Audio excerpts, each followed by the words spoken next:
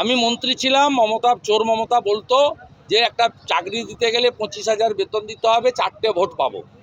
ওই 25,000 টাকাটাকে যদি 500 করে 50টা ফ্যামিলিতে দিই, তাহলে 4টে করে 200 ভোট পাবো। ও চাকরি দিতে চায় না, শিল্প করতে চায় না।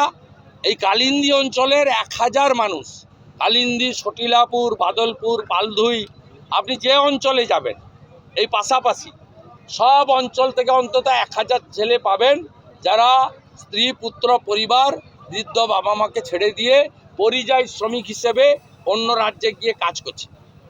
ভয়াবহ অবস্থা। এবং মহিলারাও দলে দলে বেরোচ্ছেন।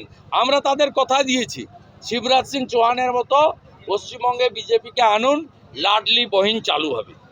আমরা তাদের কথা দিচ্ছি, রাজস্থানে যেমন 450 টাকা গ্যাস আজ থেকে চালু হয়েছে, আমরা 450 টাকা গ্যাস দেব।